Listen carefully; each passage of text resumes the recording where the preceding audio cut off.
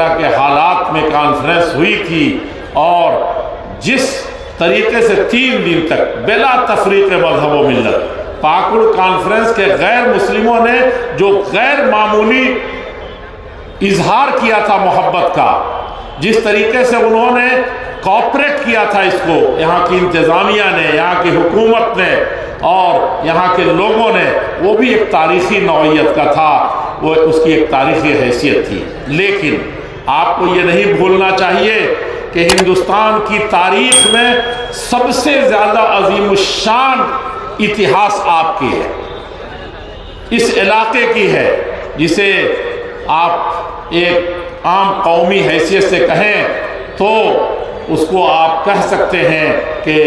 سیمانچل کی یا پوربی دیش کی، اس کو پوربی دیش بھی کہا جاتا تھا، بنگالہ بھی کہا جاتا تھا، بہار سے لے کر کے اور سلہٹ اور آسام کے بہت سے خطے لیے ہوئے پورا بنگالہ، یہ بنگالہ کہا جاتا تھا۔ اس کی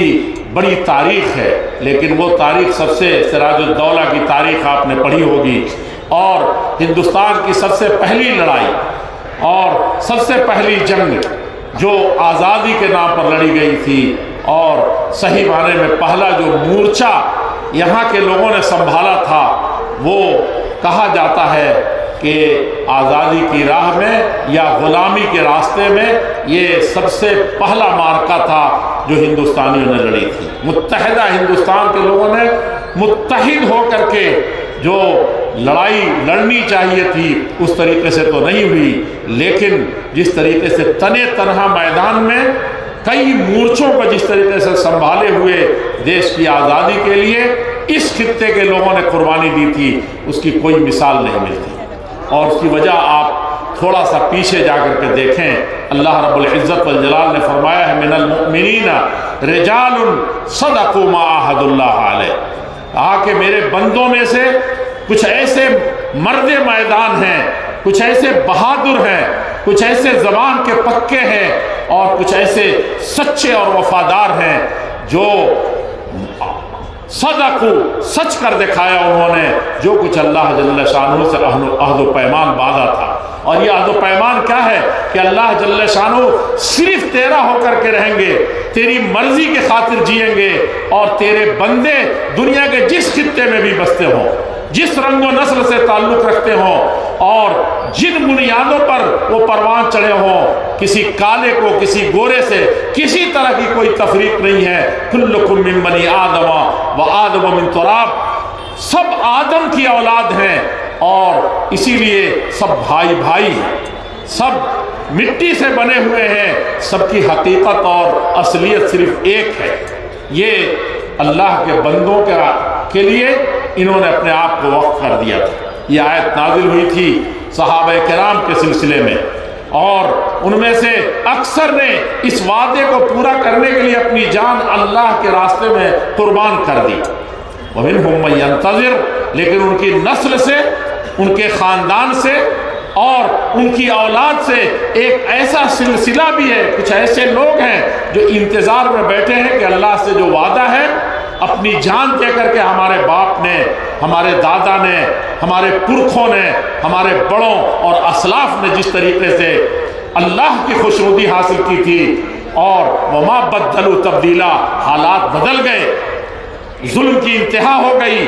نفرت کی ساری آندھیاں بہائی گئیں، اور طوفان لایا گیا عداوت و دشمنی کا، بٹوارے کا، یہ سب کچھ ہوا، لیکن ان سارے جھکڑوں کا مقابلہ کیا انہوں نے جو اللہ رب العزت والجلال فرماتے ہیں وہ صحابہ کرام کی جماعت تھی، اور یہ سلفی حضرات، یہ اہل حدیث اسی منہج پر قائم ہے۔ اللہ کے نبی صلی اللہ علیہ وسلم نے فرمایا تھا کہ تم جو ہے یہ کامیاب رہو گے ہمیشہ،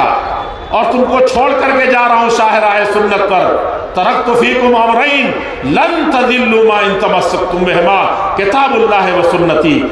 کہ میں تم کو چھوڑ کر کے جا رہا ہوں روشن شاہراہ پر،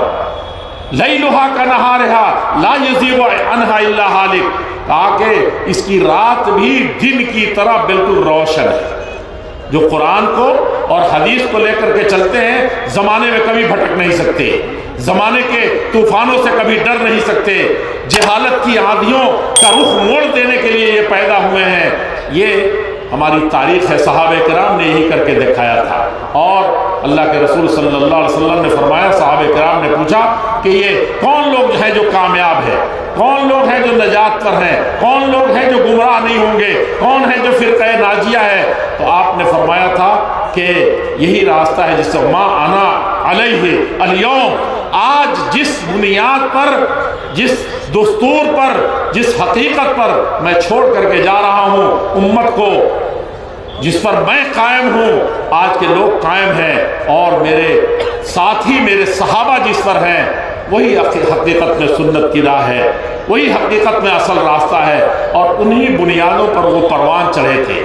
صحیح طریقے سے انہوں نے قربانی دی تھی، اور دنیا کے انقلابات آئے، دنیا میں بڑی بڑی شورشیں پیدا ہوئیں، وہ کہیں بھی آپ نہیں دیکھیں گے کہ اس کتاب و سنت سے وہ ہٹ گیا۔ ہر جگہ قربانی دی، اور قربانی دے کر کے ساری انسانیت کو جئنا لنخرج العباد من عبادت العباد من عبادت العباد الى عبادت اللہ، کہا کہ ہم سارے انسانوں کو انسانوں کی غلامی سے نکال کر کے اللہ رب العزت والجلال کی غلامی میں، اللہ رب العزت والجلال کی فرما برداری میں سب کو لے کر کے آنے والے ہیں۔ یہاں کوئی سب بھائی بھائی ہے،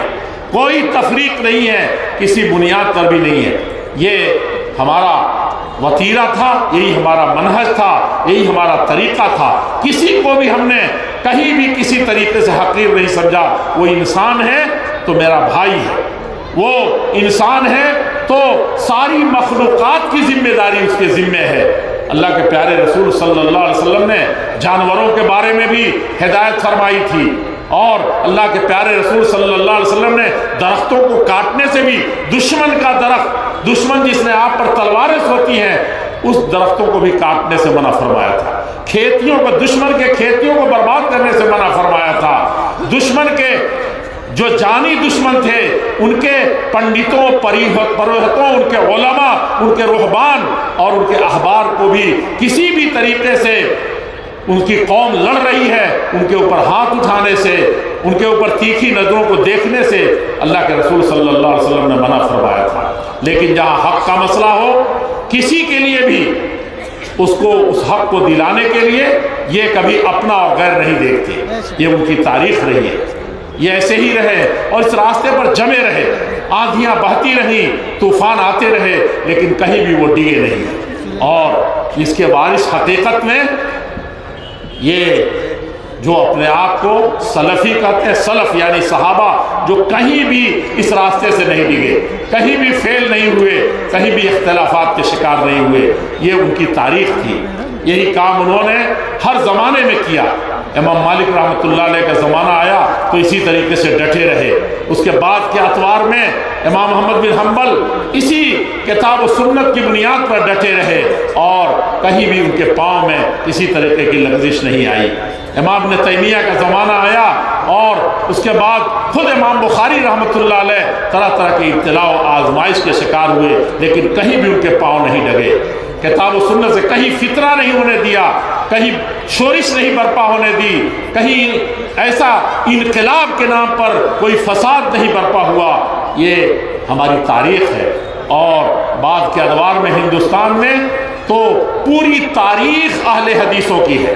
اور یہ جو آپ دیکھتے ہیں شیر شاہ آبادی ہے یا اہل حدیث ہے، اس خطے میں پورے پھیلے ہوئے، بہار کے بہت سے حصے یہ اب بٹوارا ہوا ہے، یہ جھارکھنڈ اب بٹوارا ہوا ہے، یہ بنگال 2 ٹکڑوں میں اب ہوا ہے، اور اسی طریقے سے بہت سے لوگ جو آسام میں پھیلے ہوئے ہیں اور بہت سی جگہوں پر پھیلے ہوئے ہیں، مختلف خطوں میں بٹے ہوئے ہیں۔ یہ خطہ صرف ایک ہے،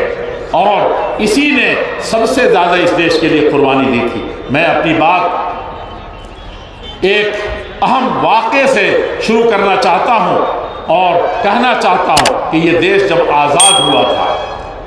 آزادی کا پروانہ 1947 میں جب ہمارے ہاتھ میں آیا، تو یہ عجیب مسئلہ ہے 1947 کا 1847 1857 کا واقعہ آپ جانتے ہیں، 1947 کا واقعہ اپنے نظروں میں آپ رکھیں۔ ہمارے ملک